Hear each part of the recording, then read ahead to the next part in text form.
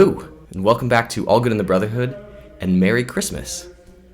I thought it might just be a fun video to share with you what celebrating Christmas is like in a monastery.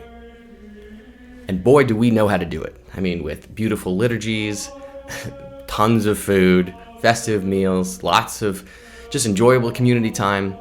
We have the full gambit for a Christmas celebration. So, if you want to find out what that's like, stick around.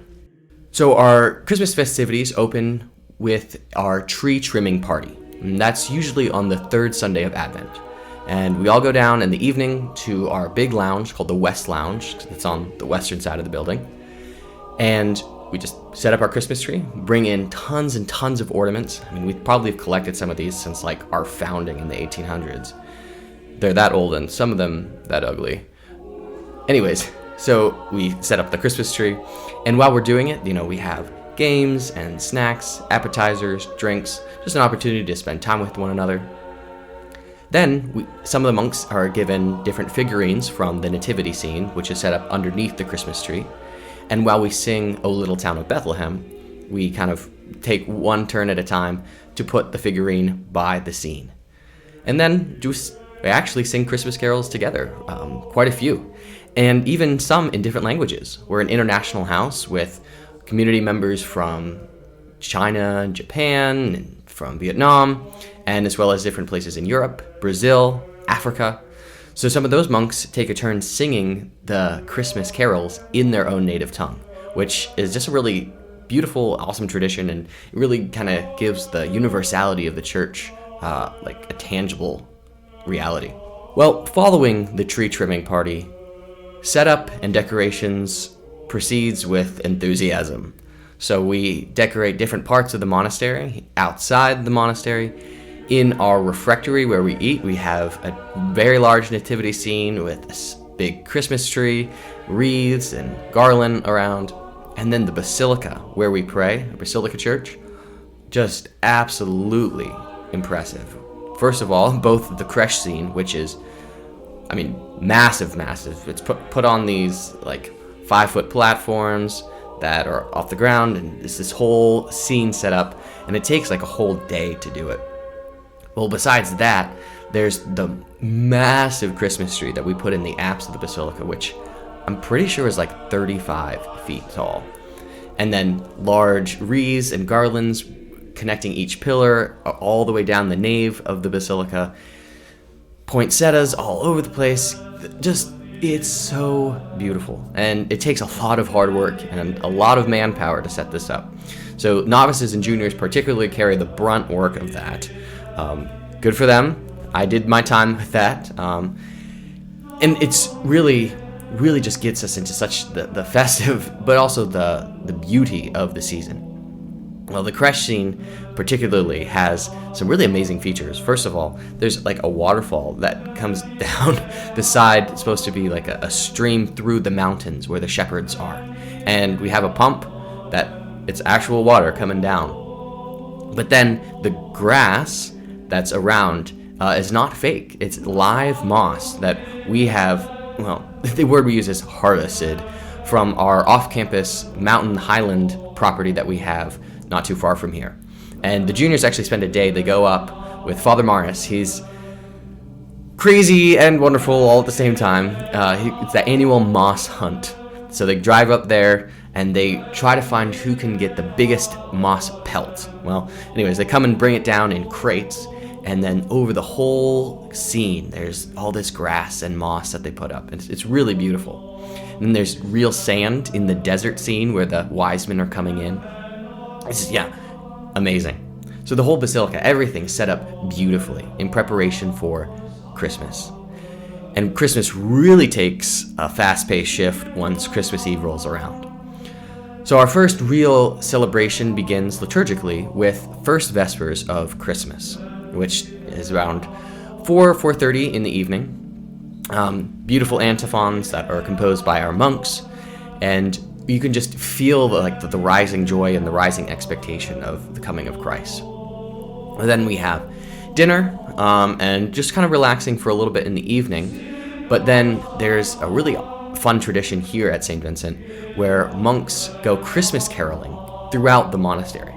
Normally, the monastery has a policy of silence, so you're not really supposed to converse in hallways or in stairways, and if you do, very brief and rather quietly.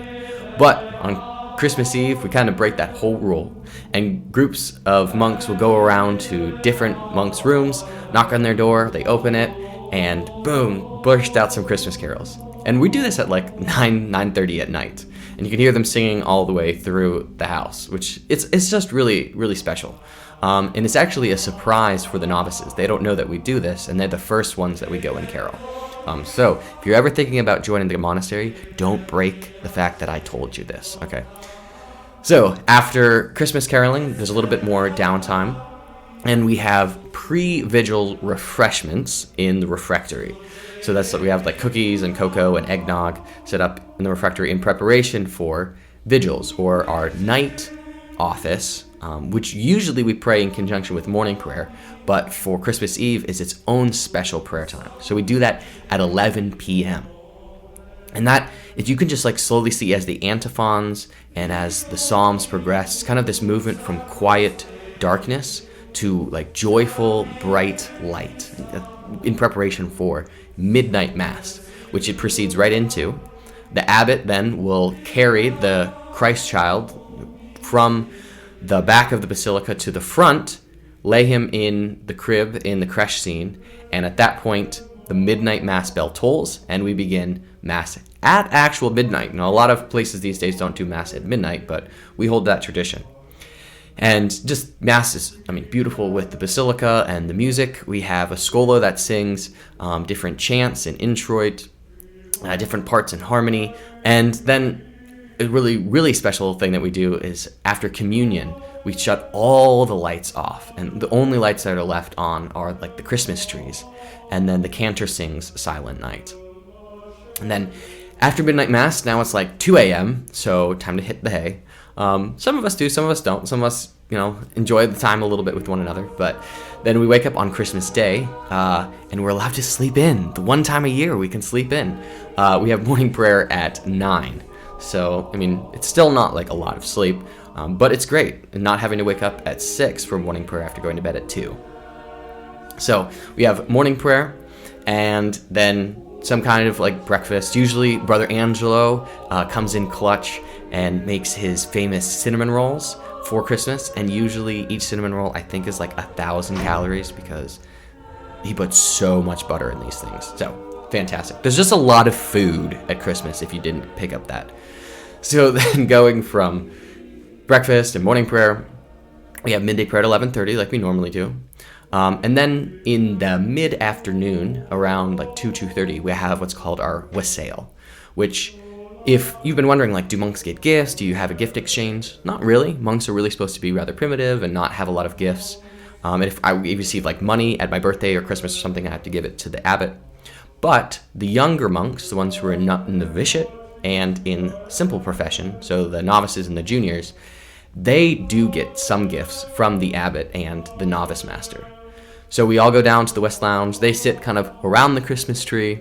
The novice master, who is Brother Albert, and he's got a big beard, so it's kind of fitting, puts on a Santa Claus hat, and then, calls the monks up by name, gives them their present.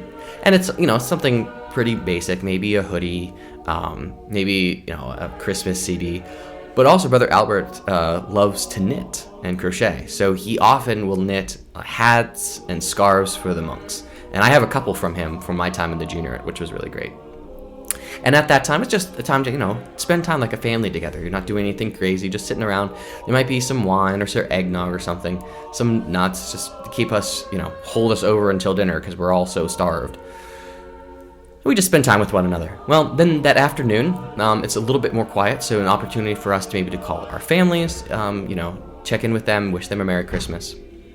But then we go to our second Vespers of Christmas, or Christmas Day Vespers, which is around 4 o'clock, and that is sung by a schola in 3-part harmony, which is just, it's really beautiful. It's one of the most beautiful times of singing prayer that we have here, is on Christmas Day.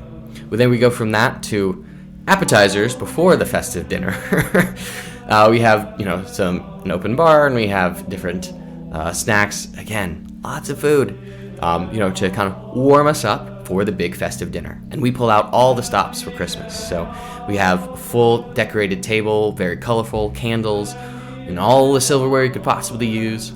And just like Thanksgiving, monks process in with either ham or turkey, kind of fluctuates each year, to each table of 8. And then they get all the side dishes like cranberry sauce, mashed potatoes, stuffing, green bean casserole. And everyone just has the opportunity to share in the festive meal like a family together. Well, that's kind of the last big hurrah together as a community for Christmas. But monks often spend that evening then kind of visiting each other, or I know one of the monks, Father Cashin, likes to host kind of a small get-together in his room. We all just kind of go there and share what maybe some of our favorite Christmas memories are growing up, or what our favorite part of Christmas that day was. So really, while it's kind of hectic and crazy and lots of eating, one of our monks, Brother Hugh, says it's the marathon of eating. And he can count, like, between Christmas Eve and Christmas Day, like almost 10 opportunities to eat, which some of you might be thinking, gosh, aren't you monks? Don't you fast? Like, yes, but Jesus also said, don't fast while the bridegroom's with you. So when we fast, and when we feast, we feast. So it's just a great opportunity to really like draw together for fraternity and for celebration, festivities, both in prayer and in festive celebrations. So that's how we celebrate Christmas as a community, and I hope you enjoyed this video. If you're curious how we celebrate other holidays, you can check out this video where I talk about how we celebrate Thanksgiving, and this one where I share what we do for fun and where I talk about what we do for the 4th of July, which is like just one of the best days here. So thank you for joining me. I hope you have a Merry, Merry Christmas. Don't forget to subscribe. Adios.